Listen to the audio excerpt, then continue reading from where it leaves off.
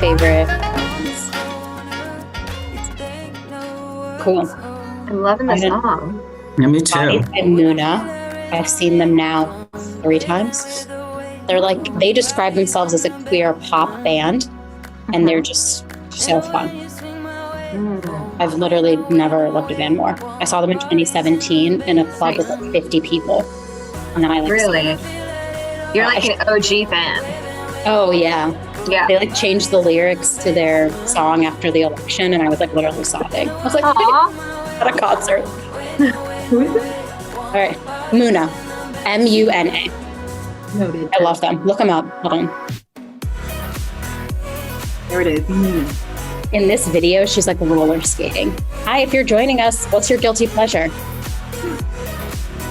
I think I know what mine is. My guilty pleasure is show tunes. No? I'm trying to think of my guilty pleasure. Ooh, wow. Vanderpump Rules. Everybody. Yeah. All these Vanderpump Rules people, I love you. Somebody was like, the I Hate It Here Insta has just been Vanderpump Rules memes. Are you going to change that? And I was like, no, I'm just going to go with Vanderpump. Ooh, these are all so good. You should see there's a for non-Vanderpump Rules watching people. Yes. If you watch Friends, they explain what it would mean if this happened on Friends. Totally. It's amazing. Yeah. I am a diehard Friends fan. Me too. Yeah. Whoever just said that would be terrible. That would be like, well, I was going to say Ross and Monica, but no. That would not work. Everyone, like Chandler. Yeah. Chandler and Joey and Monica and Rachel. It's a whole thing. Wow. We're going to have to, whoever's reading Us Weekly, I am there with you. Yeah, me too. Away in our apartment building, and I take it every time from the trash. I'm like, nope, I'll be reading this. I also dressed the same as one of my colleagues the other week, and we wanted to submit it to Us Weekly to see who wore it best. I love that. Shopping. Yep. Ooh, TMZ. Getting some good ones. Oh my God, I love these guilty pleasures. I'm gonna have to start asking people this question more. Ooh, I love like cooking competition shows. Yes, like, I love Next Level HGTV too. Chef. Yeah. Okay, we'll give everyone like Ramsay though. We're still doing 10 more minutes. Ooh, true crime. I've watched way too many Lifetime movies, and now I'm obsessed with true crime.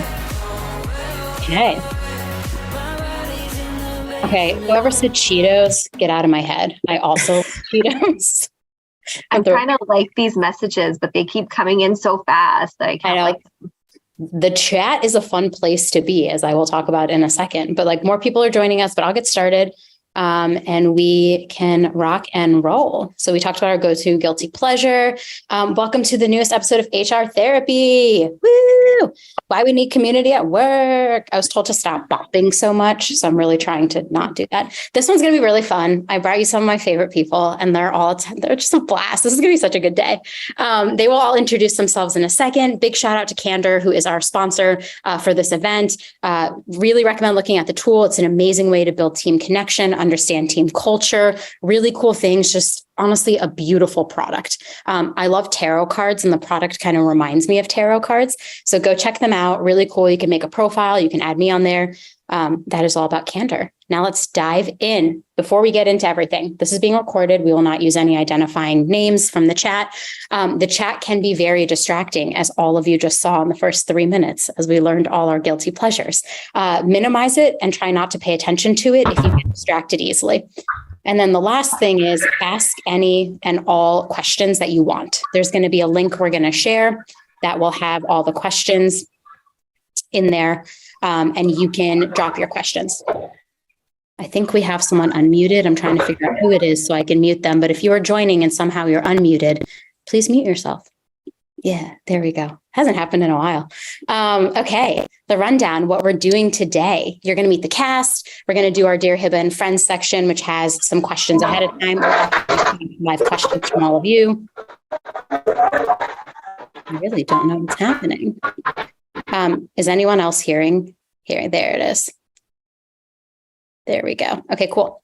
I have muted everybody. Wow, what a fun day today. We'll do Dear Hebba and Friends. We'll do live Q&A. You never know with the live event what's going to happen. And then we'll talk about what's next. So let's get to it. Oh, I also have one important thing I have to tell you all. There's an exciting announcement coming at the end of the session. You probably have already seen it on LinkedIn, but there's something special for everyone here who's attending. So just a heads up. Okay, I can shut up. The cast will introduce themselves now. Sorry, I'll hand to you first. Hi, everyone. My name is Suraiya. I am in Toronto, Ontario, Canada. I am the People and Culture Manager for Inkbox. We are a semi-permanent tattoo brand. Super excited to be here with all of you amazing people, professionals, and looking forward to getting into it. Thanks, all. Yay. Next up, Alex. Hi, everyone. I'm Alex Seiler. I'm based in Los Angeles. If you're wondering where this accent is from, I'm half British, half Swiss, and I was born and raised in Hong Kong. So I'm all things diverse, I like to think of myself. I'm Chief People Officer for a company called GHJ, and I advise 3 startups as well. I'm super excited to be here with all of you, and happy Pride Month. And I'm going to hand it to Adrienne. Thanks. I just learned something about you, Alex. I did not know that. Did you not know that? I did not know that. I thought your accent was because you were LAian. Yeah. Could be. The Californians, like SNL Californians is coming to mind, and that's not right. So my wires are crossed. Hey, y'all. My name's Adrienne. I go by Aid. I'm based in Austin, Texas, hence the y'all, but y'all is also inclusive. So y'all use y'all. Been in the HR and people space for over 18 years, variety of industries. I love that we get to be industry agnostic. And I do think that has personally just helped my experience approaching DEI be that much more rich, because I've been in early childhood education all the way through InsurTech and everywhere in between. So let's see, some of my favorite layers of my identity outside of what I do professionally. I'm a mama to humans and dogs and way more plants than I probably should care to admit. First generation college educated. I'm a wife. I'm part of the LGBT community, and I identify as a recovering perfectionist. So really looking forward to digging into this chat with y'all. Hebba. I love it. Recovering perfectionist. Honestly, also same. Forever. Yeah. I say reformed perfectionist, but I'm going to go to start using recovering. I think. Recovering. Feels nicer, kinder to me. I'm Hebba. I hope I know all of you, or I've met all of you before. If I haven't, and this is my first time, it's so nice to meet you. I'm the Chief People Officer over at Workweek. I also write a newsletter called I Hate It Here. It comes out on Mondays, and HR Therapy is my fun event series where I get to bring on all my favorite people to talk about all the things we're experiencing in HR in a real talk kind of way. So we're going to get into it today, share our thoughts, feelings, experiences. This is a safe space. Ask the questions you want to ask. Have fun in the chat. And that is everything you need to know about me, maybe. I am also a recovering perfectionist. That's really it for me today. I have a caffeine problem. I drank 4 shots before this, so I'm working on that as well. I also have used, fun fact, I've used the temporary tattoos, and I really love them because I don't get real tattoos because I'm scared. Okay, that's a lot about me. Here we go. All right, community. Here, what has brought us here together today? I almost did that in a funny Princess Bride accent. Community is what we're talking about today, but what is community? It's a shared sense of purpose and mutual trust that fosters connection and belonging at work. A lot of times I think that you feel it before you can actually articulate the things. And so that is what makes this topic really cool. It helps coworkers work better together. Like if you have a strong community, I bet your employees are working better together. If you're seeing employees really struggle, maybe you're not fostering that connection and belonging at work. And it does contribute to your overall well-being, engagement, and overall success. We all know how important well-being is. This is huge. But on the right side, there's some fun stats. Like if you have a sense of community at work, you're 55% more engaged, you're 58% more likely to thrive at work, and you're 66% more likely to stay at an organization. So community for HR people also really helps our employees. If we build the community, they'll be more engaged, they'll thrive, they'll have a good sense of well-being, and they will stay, which is the thing I think a lot of HR people are afraid of. So that's a little teaser, a little overview of what we're talking about, kind of setting the stage for community and the things we're going to talk about today. Next, we're going to get to my favorite segment where I get to ask my friends questions and they get to share all their experiences with all of you. So we will dive into the first question. How do I create community virtually so staff stays connected even when some of them are far away from home base? It's our first question. I know we're all dealing with this.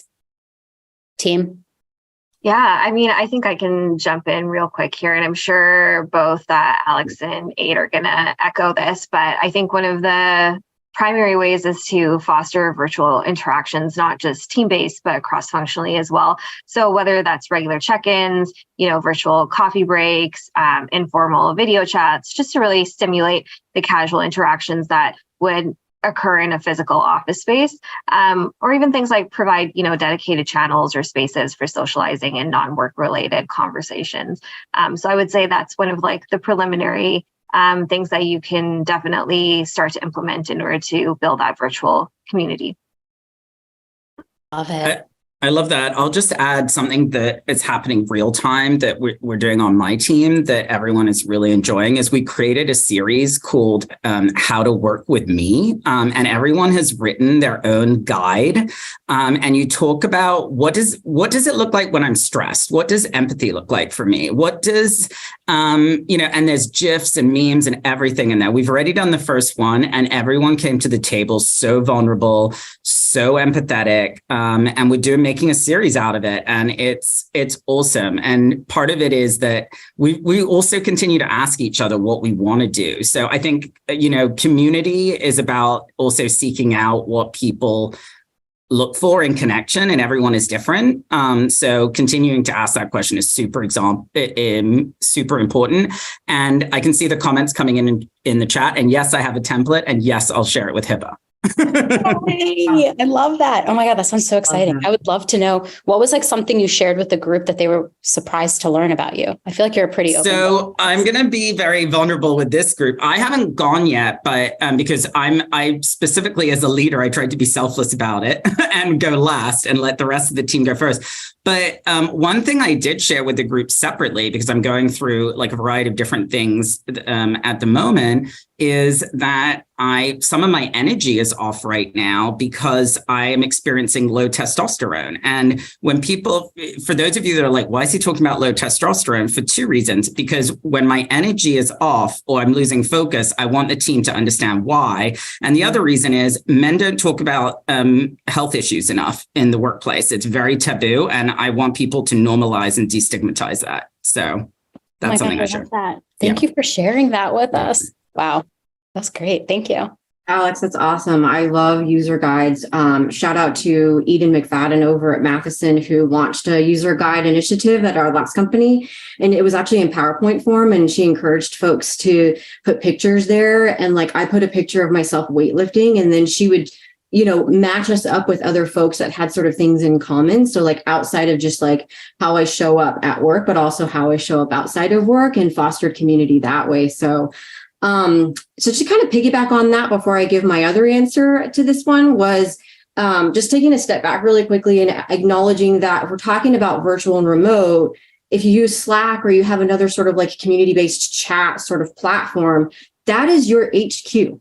That's the new HQ. It's the one place everybody's going to show up every single day with some overlap, right? And so why are we not leveraging that in very simple ways, right? Shared language, or maybe there's a fun sort of today is a fun flag day, or this identifying, emoji way. And you just go change your Slack status update to one emoji that correlates with whatever the headline is for that day.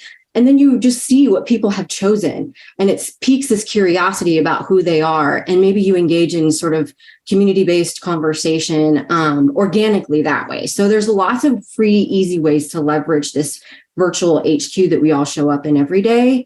But I'm actually going to go also just share the power of let them. And what I mean by that is as HR professionals, I do think that we often feel this intense need to create and foster and do and over engineer all of these things for people to dig into. And then when they don't, we're dang it, we got it wrong. let them, right? Like, is there a way that we can sort of create platforms or pathways for them to engage in community organically on their own? An example of this is ERGs, right? ERGs are employee-driven groups that allow people who have something like a layer of their identity in common to come together in community and talk about those things, or educate others within the community about those things. It's a safe space. And so I think ERGs are a great way for us to support community building that's out of our control, that we're supporting. And maybe we even sort of advocate for budgets, heaven forbid, to support some of the programming there that benefits that community or the larger employee community in learning about sort of like the intersection of that group and the rest of the group. So lots of great examples here, but didn't want to overlook and not talk about ERGs, who are so powerful for us in terms of community at work. Love that. That was, Hebba, you're muted. That tracks. 3 years into a pandemic, still forgetting I'm on mute. I was just going to say, I love that you mentioned ERGs. They need like their own, we need like a whole other event about ERGs. So I think we could go on for like hours about that. But I was going to hand back to you because you used a little hand raise, which I love. Yeah, no, I just wanted to echo everything Adrienne and Alex said. Such like really great points. One thing that is similar to what Alex was talking about that we've done successfully at Inkbox is create our Inkbox education series. And it's kind of like a virtual show and tell, but it is all of our folks across the organization, regardless of department, title, tenure, seniority, whatever that looks like. And they sign up to teach us something. And it could be something related to their role. It could be something entirely unrelated. And we as a community have learned such fascinating things about our folks, like outside of who they are as professionals, but like definitely develop some new hobbies. And I think it's just such a fantastic way to learn about our people in a holistic sense and using a holistic lens, but further build that community and, drive so much connection. So it's been very, very successful. And Alex, also to your point, when you mentioned hormone therapy, we're actually bringing in a hormone specialist to do like awareness session and wellness workshop for our folks, like men and women, inclusive of trans folks, just because it's important. It's important to have that education. It's important to have that awareness. So it's also little things like that you can do to drive community and awareness as well. So. Yeah.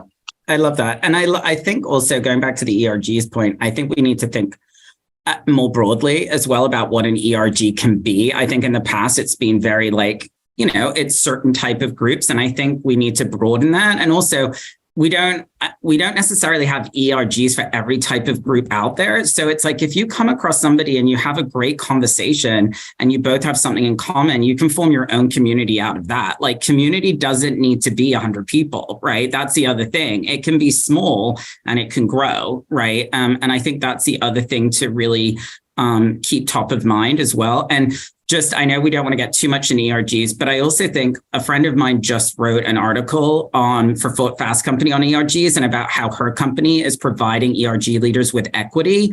And I think that's really interesting because it's a good point. Like, the work that people do for ERGs shouldn't be taken for granted. It's something they're doing in addition to their day job, and they should be recognized in some way for that as well. Absolutely. So, yeah. I love that so much. Someone just said they created a Gen Z community. Not an ERG, but it's had some success. So like, people will find their people and they'll talk to them. Yeah. It's a very great idea. Okay. Our next question. We're rebranding ERGs to communities. I think, kind of. I think so too. We could talk about that. That needs a whole other HR therapy. We need a whole other HR therapy on that one. This question I included because I think a lot of people are experiencing this right now and really struggling. How do you rebuild community at work when layoffs have shattered or even exposed a crack in the previous sense of community? Yeah. I'm going to go first here. And I know that there are a lot of HR leaders and practitioners on the call. And so I'm actually going to start from the perspective of that before I go to the employee sort of experience and lens, which is this work starts in the layoff planning process. If the strategy is not part of the proactive aftermath strategy, is not part of the whole layoff strategy, you're already behind.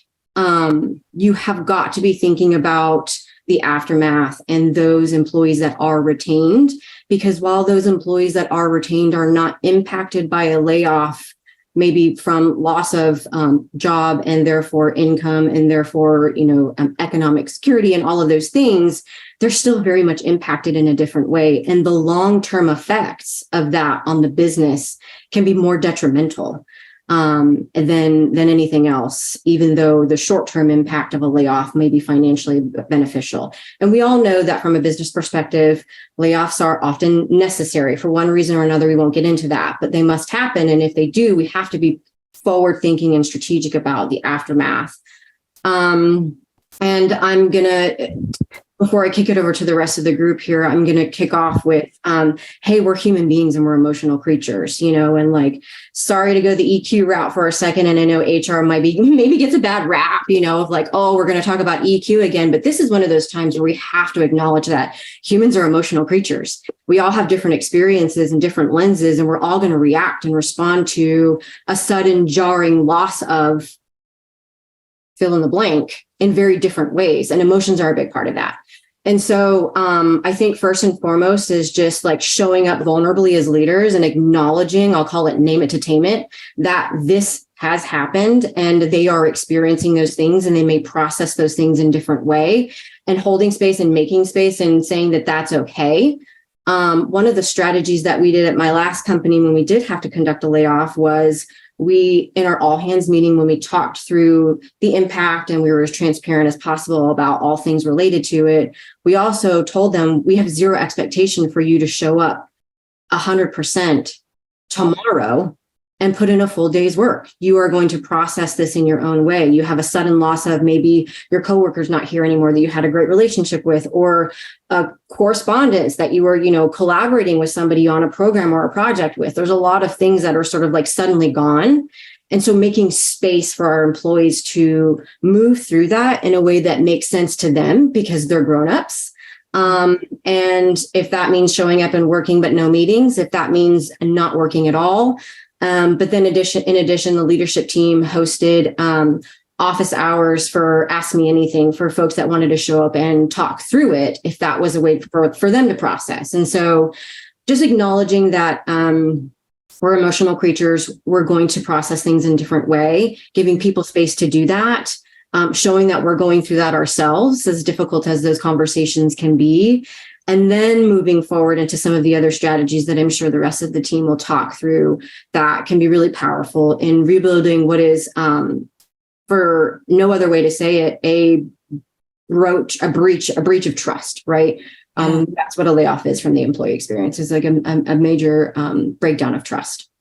So I'd like to break down the misnomer that community can only be built in good times. In my experience, community can be built during times of trauma. I've experienced that firsthand. Okay. So again, in our safe space bubble, I worked at a small company for 6 months in 2019 called WeWork. I'm being facetious, obviously, because it's not a small company. I'm sure you've all heard of it. And it was the most interesting culture I've ever worked at in my career.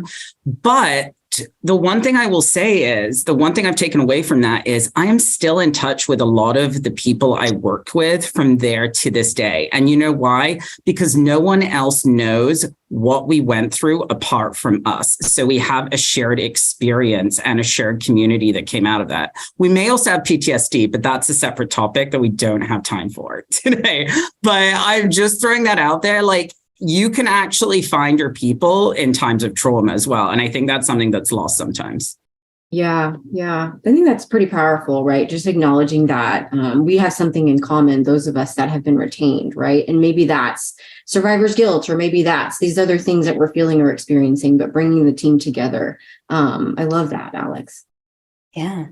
Thanks, both. I think you both answered the question so perfectly. I can only echo everything that you both are saying. I think just to kind of summarize it, for me, the three things that really pop up are acknowledging the impact. So it's really important to recognize and address the impact of layoffs on the remaining team members. And that looks like, providing support and resources for employees to cope with any sort of emotional or morale challenges that result from the changes.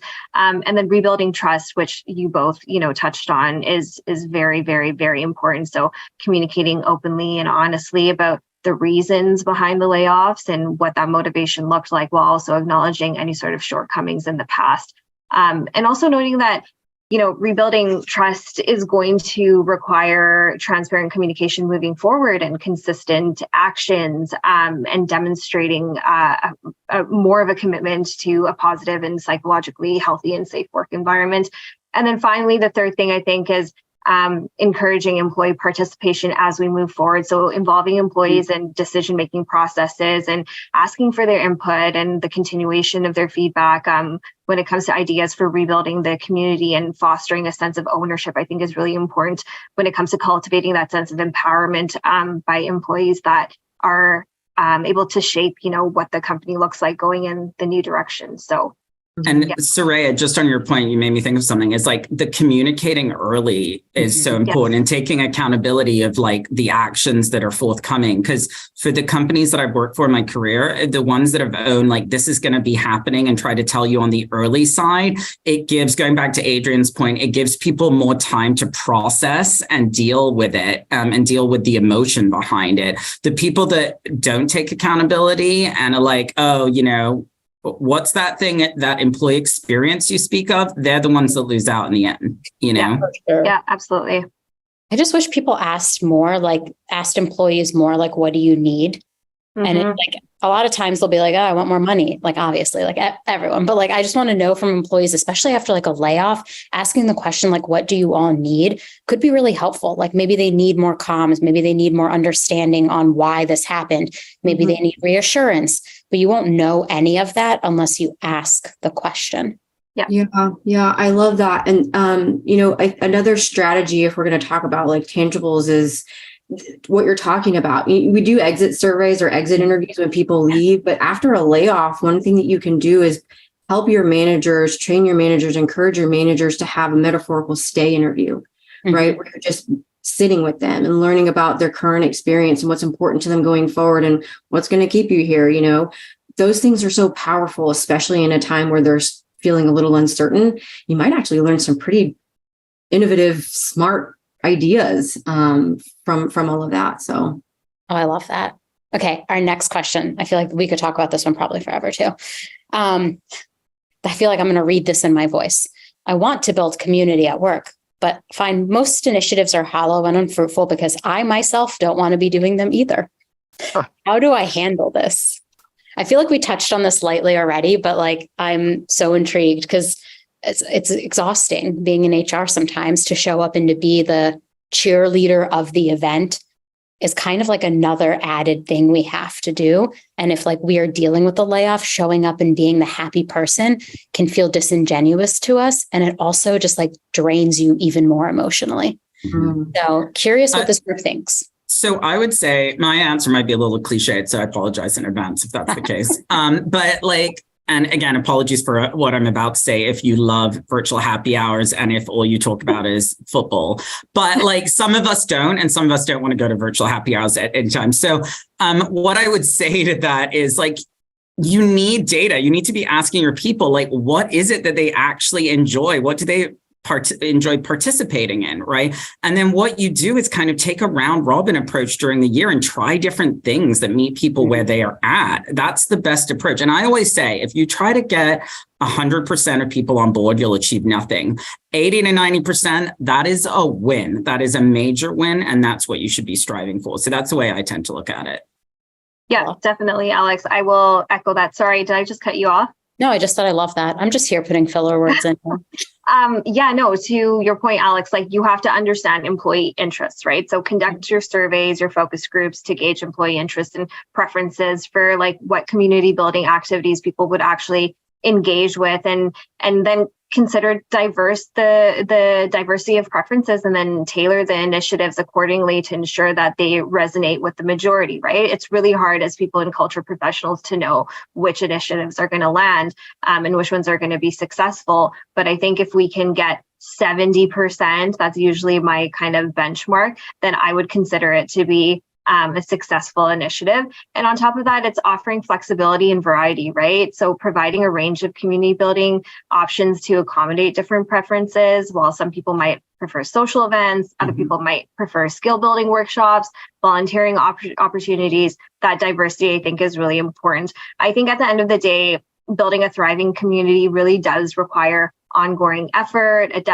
adaptation, as well as continuous evaluation. So we need to have our finger on the pulse as often as we can and continue to get that feedback and continue to monitor it as much as we can. Yeah. And I would just add to that, we also have to keep in mind, we have about 5 different generations in the workforce right now, and they Absolutely. all want something different. And we need to keep that in the back of our minds, but we can't make everyone happy all the time. Right. So it's being conscious of it, but not trying to like over engineer it and try to make everyone happy as well.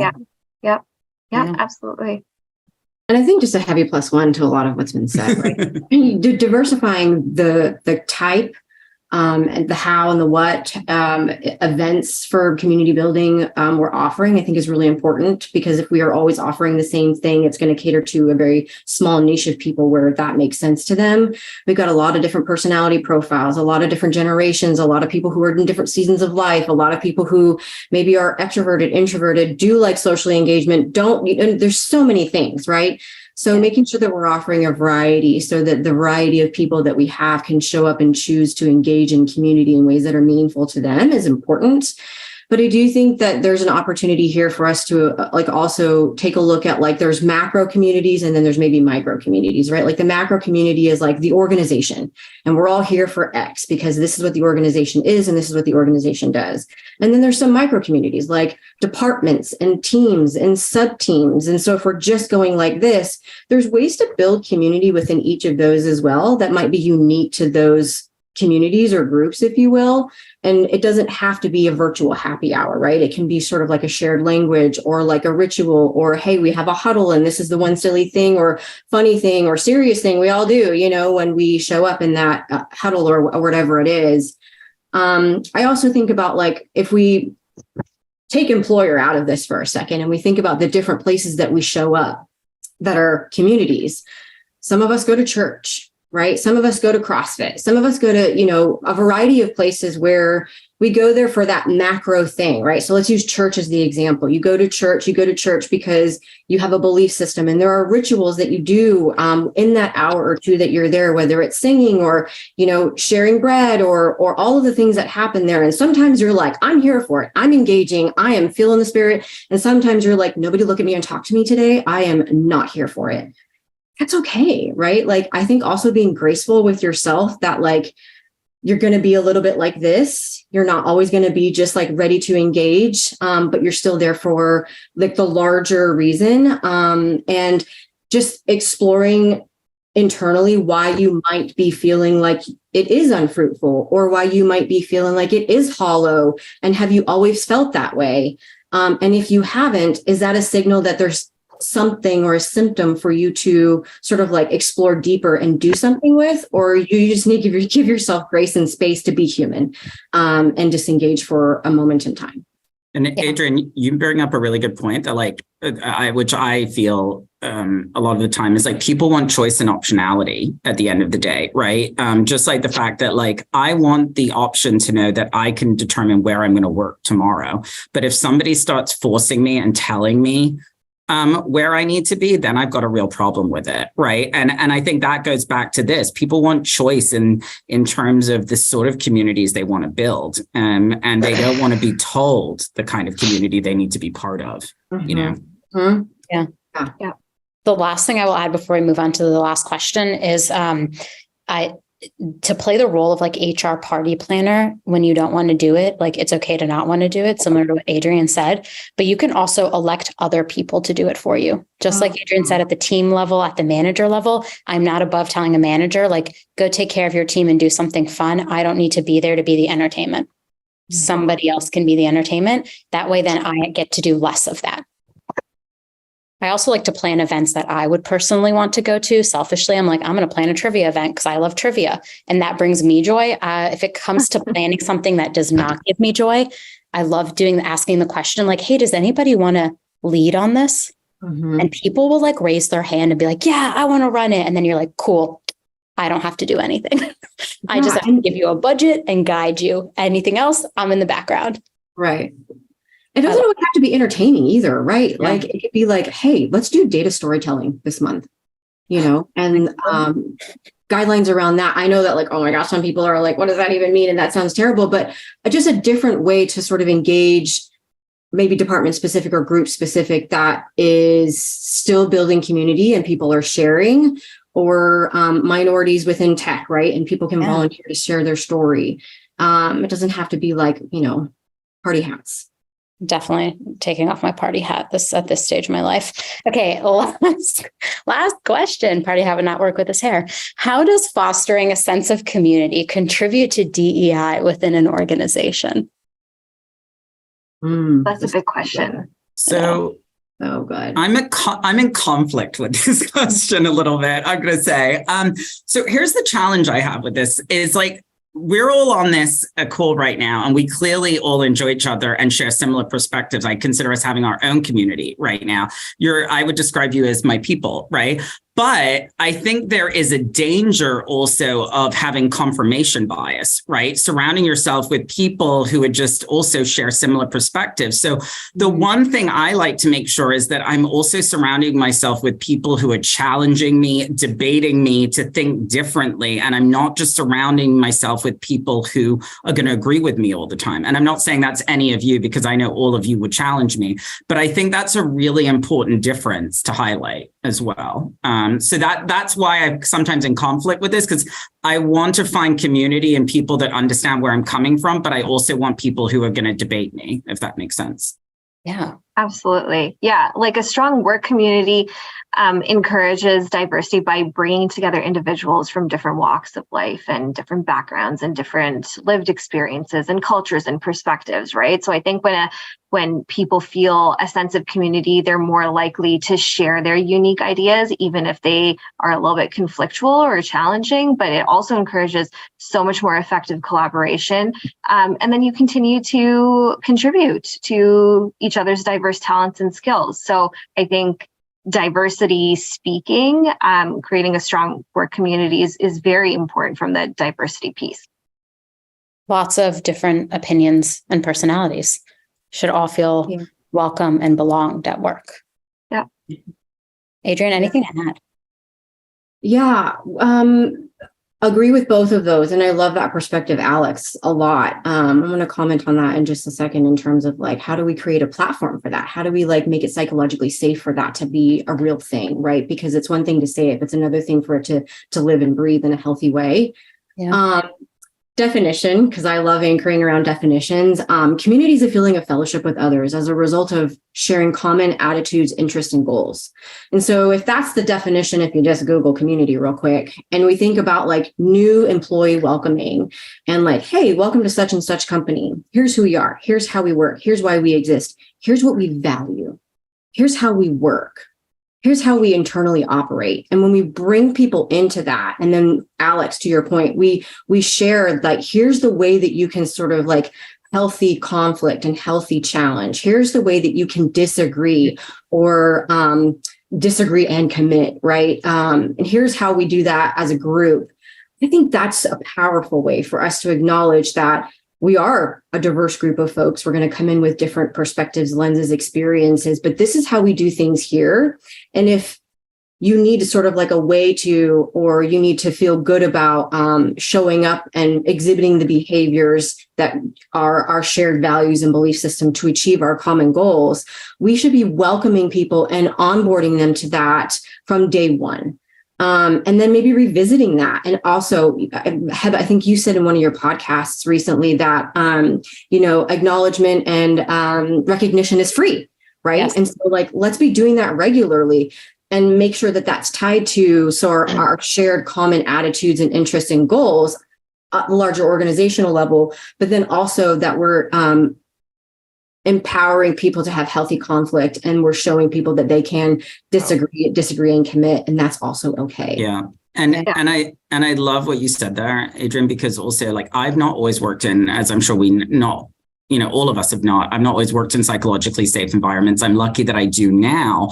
But I think the other thing I've learned, both for myself and my team, is that we all come from different environments. And also part of that is unlearning some of those things. And it takes time to figure out how much freedom you can actually have in this sort of quote unquote psychologically safe environment. And that doesn't happen overnight, right? And that's why I'm also a big, when it comes to community with my team, I foster this team within a team concept where I almost like forced my directs together so they can get to know each other on a personal and professional level, right? And create that time in that space so they can understand how open they can truly be with one another as well.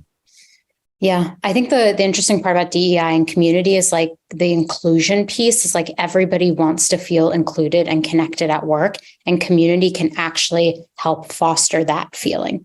Whereas like so often in a lot of environments, I have either been the only person or one of a few, and it's like very lonely to feel that way. But then when you have your community at work and like these little micro communities within it, you will find the people and you will gravitate towards them. And it also helps you feel like you are included.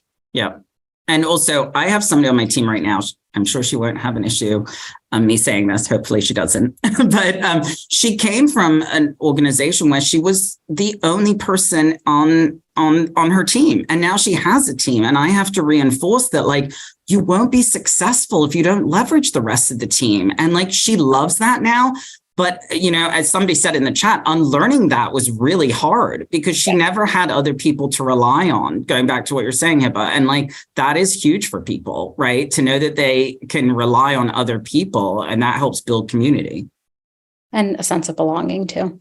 Okay, that concludes our like pre-questions. Now we have live Q&A for 10 minutes. I'm going to take your questions. We've been dropping the link throughout. You can also grab the link on your phone and QR scanned that, and I will pull up some questions that we're going to be looking at together. You can also upvote any and all of the questions. So I see people already voting. So here we go. First question: when separate divisions become isolated in their own clique, how do we mesh the divisions together to get to know each other better and be more collective? Team? I'll jump in real quick. I'm going to come in with a few assumptions that these divisions need to work together. Or did you say that in the question? I feel like they have to. They have to work together and get to know each other better. Okay. Maybe we start with like, what's the why? Why do you want them to in the first place? Why do they have to click? What's the purpose? Is there like a common goal or like an outcome or, a project or a program that they have to collaborate on? Is it like personalities and you just want them to get along so it doesn't create sort of a ripple effect of conflict? So I think just like orienting around like the why we want those two groups to really connect first. And like, how do we get more folks on board with that why, despite how we feel about it?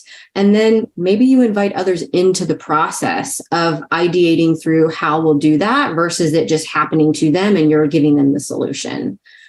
I love it. I'm coming back. I'm just going to presenter mode for everyone, so it's an easier view to look at. So I'll chime in on this. I kind of would bifurcate this in two. One is like the work aspect is like, look, at the end of the day, we're adults and we have to work with different people. We're not, but also that doesn't mean this is RuPaul's best friend race either. Like, you know what I mean? Like we have to, we aren't going to be best friends with everyone. If we find a best friend at work, great, right? But we also have to figure out how to work with one another in a cordial way, right? Cliques do make me uneasy at times because they tend to separate from the rest of the group. But look, people also find their people that way too. But my thing is like, at the end of the day, if it's getting in the way of work getting done, then that's something you have to address though as well. Yeah. Absolutely. I would echo that. I think more than anything, it's about promoting those inclusive behaviors. So you need to set those clear expectations for everyone to be respectful and inclusive of one another and demonstrate those behaviors in the workplace, whether it has to do with a project or whether it is some sort of cross-functional virtual event. Those expectations need to be set in place right away. Yeah. I mean, I completely agree with what all of you say, and I'm not going to add any more because you all did a really good job. This question, how do you get the wet blankets to participate? I don't know if we're allowed to say that term anymore. The people who are too busy for this and do not value being part of the group, force them or leave them out. I have one thing to add before all of you kick off on this question. For executive leaders, when they don't come to an event, if it's a company-wide event, I guarantee you the employees are noticing that they're not participating. And it's really subtle, but the employees notice it. And then they start to say to themselves, these things aren't important because our executives aren't showing up to them.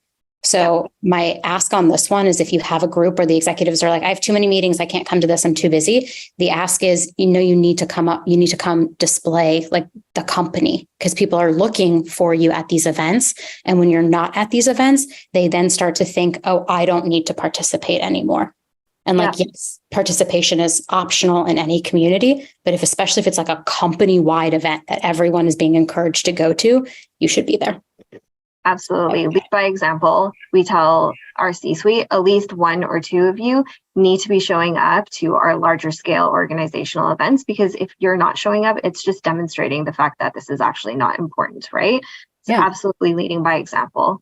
Yeah. And I was going to say, and I say to my boss all the time, you can't complain about engagement for whatever it is if some of our most senior people aren't turning up to things, right? Because they're going to, again, model, goes back to what Suraiya just said, model the right behavior, and then people will follow in that regard. So, but if you're not modeling the right behavior, then you're not going to get buy-in from other people. Yeah. I really think it's calling them out on it. Adrienne?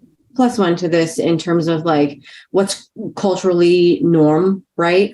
Is it like a cultural norm for like leadership to not show up and therefore other folks just choose to disengage because that's just like what's been acceptable? And those behaviors absolutely matter. Nonverbal communication is just as important as verbal communication. Yeah.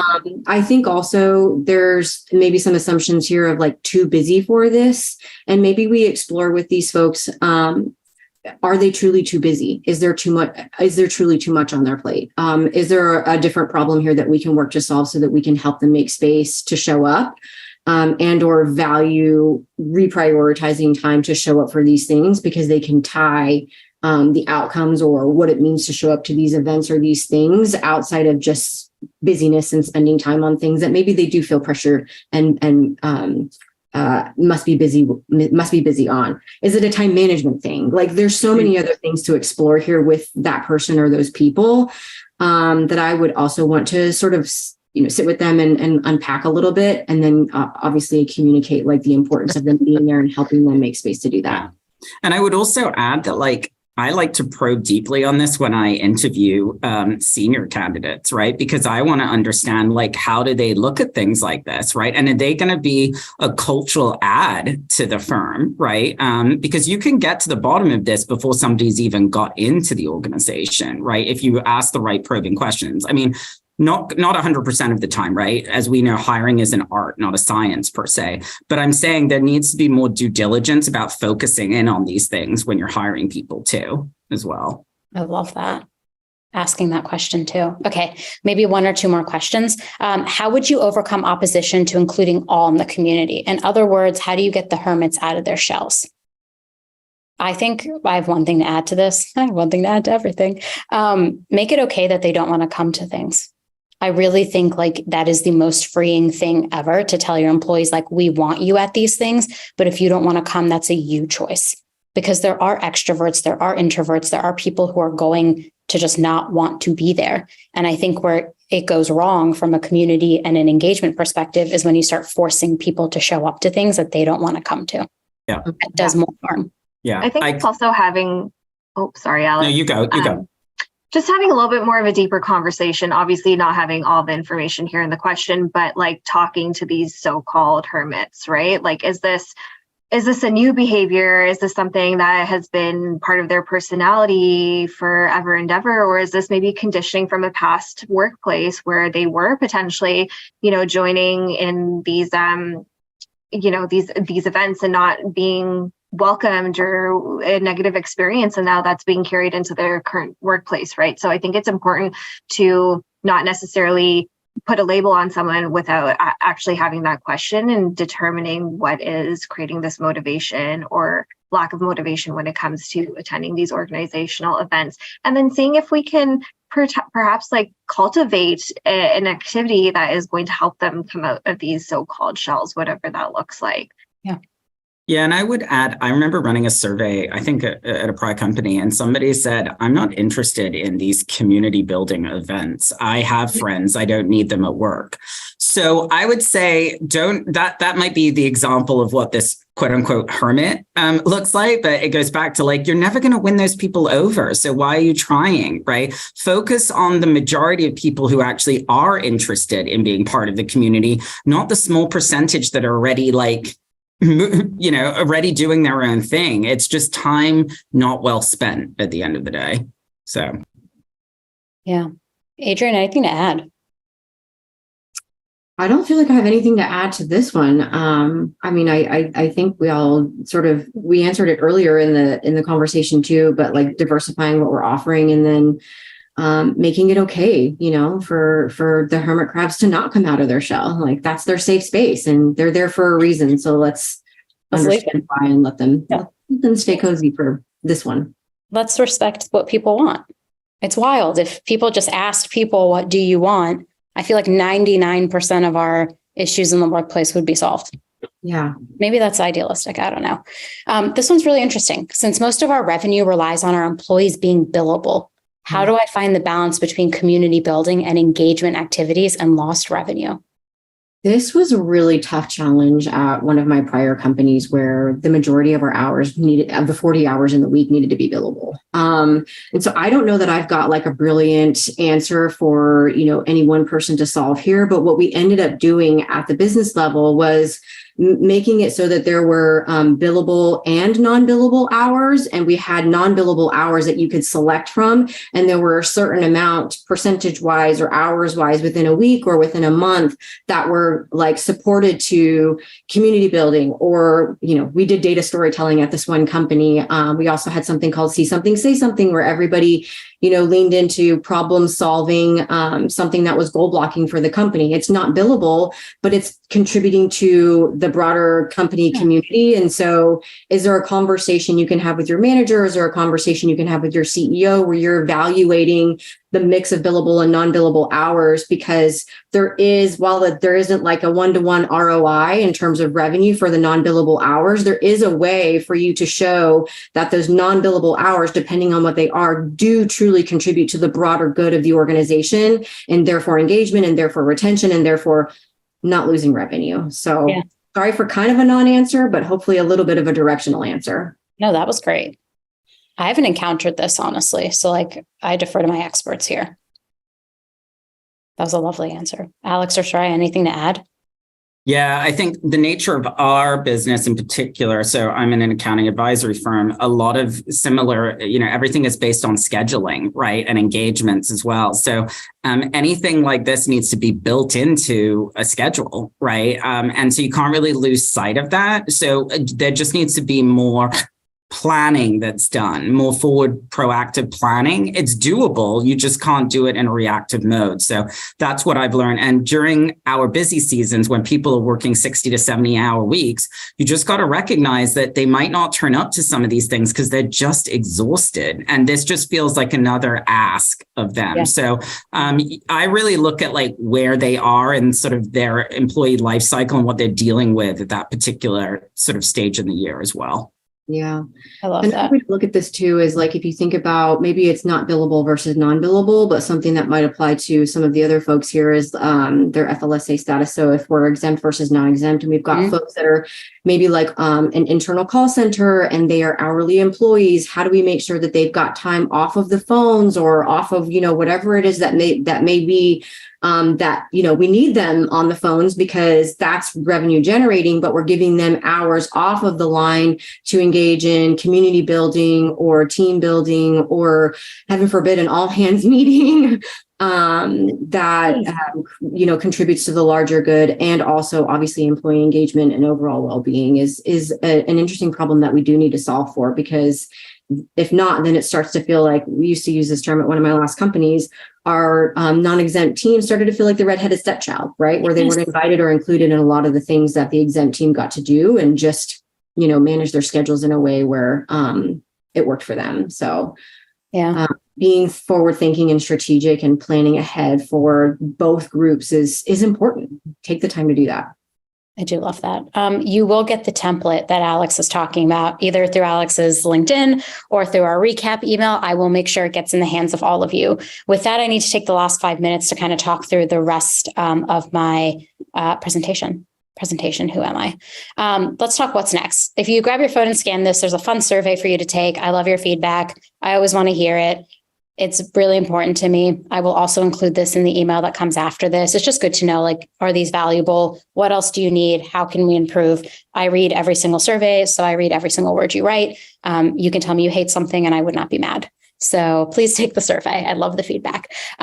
Last final takeaways. I said I was going to make an announcement at the beginning, and I'm so anxious about this announcement because I'm so excited about it. But I just posted about it on LinkedIn that I launched a community. It's based in Slack right now, and it's called Safe Space. They're going to drop the link for you to take a look at it. It's really great so far in the pre-seed time. We have about 120 members already. And it is going to change a little bit for HR therapy moving forward. So all HR therapies are going to be 40 minutes. And then for the community only, we're going to have 20 minutes of a separate session with me, with speakers, to actually dive in intimately, where you can come off of mute.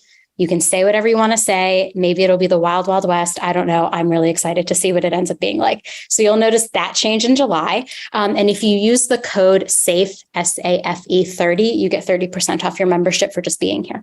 So that's my huge announcement. I really cannot contain myself. I've been so excited. I've been quietly building this for a month. I just posted in there today about how I felt like I never had my safe space in HR. I cannot go complain about employees to other employees, but now I can kind of complain about them in safe space. And we do also have an anonymous way for you to complain about anything you want to complain about that is not tied to your picture or your title or who you are. We also have a Screaming into the Void channel. I screamed in there last night. So take a look, click the link. Someone just shared it and you can join. Fostering community can happen so many different ways, and it really depends on your organization. I stuck this note in here. As you saw, we are all dealing with different types of organizations, and community is not a one-size-fits-all approach. So figure out what your employees want. You heard all the advice today, and build them something that you think they'll interact with. And if they're not interested, don't force them. And the last thing is why you should care about community. It impacts well-being, engagement, collaboration, creativity, and inspiration. A lot of my inspiration in the last month has come from the things that people are saying in my community, where I'm like, shit, I need to be thinking about that. So it can really change. It can really have an impact on employees. I can distinctly remember environments where I did not feel safe and I did not have a community, to like how I felt in environments where I had a community and I was able to say and do whatever I wanted. And I felt like no one could judge me. And I think like that is super powerful for employees, and also really difficult to land the plane on. So I hope my team gave advice today that can really help you. Huge thanks to my panelists. They're brilliant. They're wonderful. You can follow them on LinkedIn. I will put all their links in the after email. Alex, everyone wants your template. Suraiya, Adrienne, thank you so much for the three of you. This was like one of my favorites. You all have so much energy. We're going to have to all get back together for to ERG or not to ERG, because I think that would be a great HR therapy. And huge thanks to Candor. The only reason I can get my friends together, do all the fun things I love, share all the thoughts I have in this wild head, is because someone sponsors me doing this. So thank you, Candor. Check them out. Everybody else, do you want to say bye? I'll put your link. Yeah. Thank you so much. Thanks, everyone. This was amazing. Everyone. We had so much fun. I don't know if everybody else is, but I'm open to connecting. So if you find me on LinkedIn, shoot me a connection. Same here. Same here. I will be linking to all your profiles, by the way. Okay. I'll be like, be friends with my friends. My only goal in life is all my friends be friends with all my other friends. Yeah. And I'm in safe space. Yeah, I recommend. Join safe space. We're having so much fun. I've joined too. We're having so much fun in there. Okay. I will see all of you soon. Thank you, panelists. Y'all are the best. Thanks, everyone. Thanks so much, Hebba. We'll see you all soon. Okay. Bye. Bye.